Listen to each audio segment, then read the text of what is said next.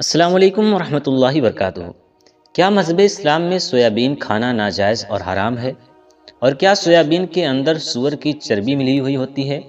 بہت سے مسلمانوں کے گھروں میں سویابین کو بہت شوق سے کھایا جاتا ہے، تو کچھ لوگ سویابین کھانا پسند نہیں کرتے۔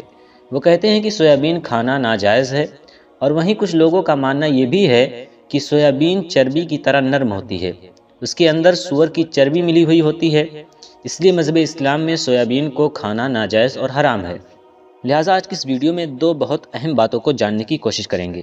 سب سے پہلی بات کہ سویابین کہاں سے آتی ہے، کس چیز سے بنتی ہے، اور دوسری بات ہمارے مذہب اسلام میں مسلمانوں کو سویابین کا کھانا جائز ہے یا جائز نہیں ہے۔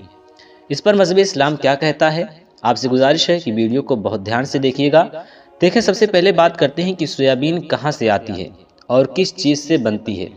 تو اچھی طرح ذہن نشین کر لیں کہ زمین سے اگنے والی دوسری سبزیوں کی طرح سویابین بھی ایک طرح کی سبزی ہے، جسے زمین سے اگایا جاتا ہے اور اس کے بیج سے تیل نکالا جاتا ہے۔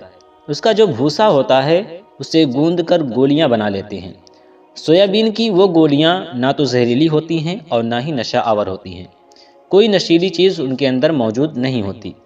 اب یہ بات آپ کو اچھی طرح سمجھ میں آ گئی کہ سویابین کو زمین سے اگایا جاتا ہے، سویابین کے اندر سور کی چربی ملی نہیں ہوتی ہے۔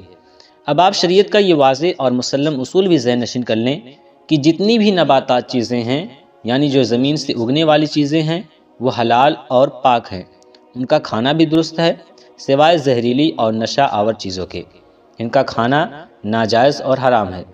لہٰذا سویابین دوسری سبزیوں کی طرح ایک سبزی ہے، اس کی گولیاں نہ تو نشہ آور ہوتی ہیں اور نہ ہی زہریلی ہوتی ہیں۔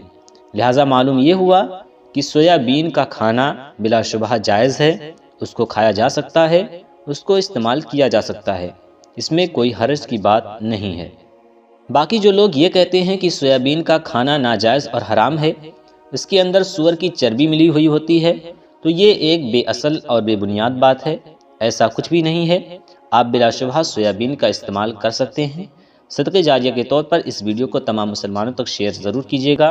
اللہ تبارک تعالی ہم سب کو مذہب اسلام پر چلنے کی توفیق و رفیق عطا فرمائے، آمین۔ السلام علیکم ورحمۃ اللہ وبرکاتہ۔ Like a Hellcat.